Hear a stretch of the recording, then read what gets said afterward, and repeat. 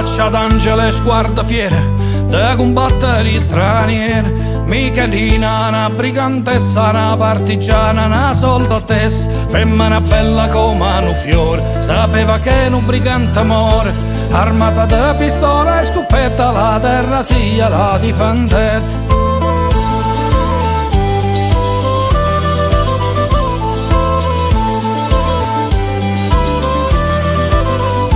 Da ciccia guerra fedele compagna, 8 anni alla macchia alla montagna, senza speranza, senza paura, femmina bella, forte e sicura, come di lupo sempre abbraccata, la fame e lo freddo so curtellate, ma chi combatte contro un invasore, una paura se campo se muore.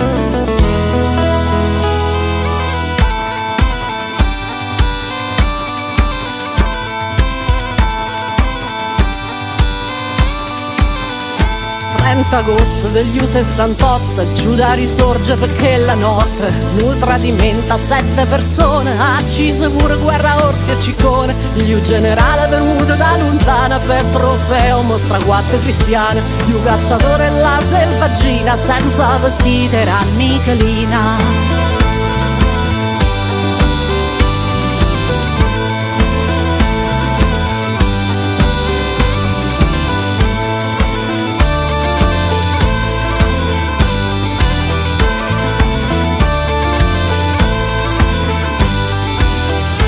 Mostrata nuda senza pudore, spugliata pure del proprio onore. Chi si ribella così va trattata, manca l'onore d'essere soldato. 4 vaglioni morte accese, faccia tenevano un sorriso.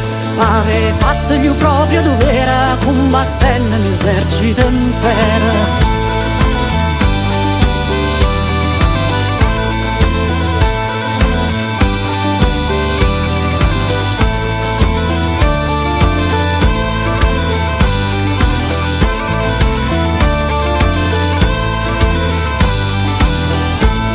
Michelina è volata in cielo perché la cisa non straniera.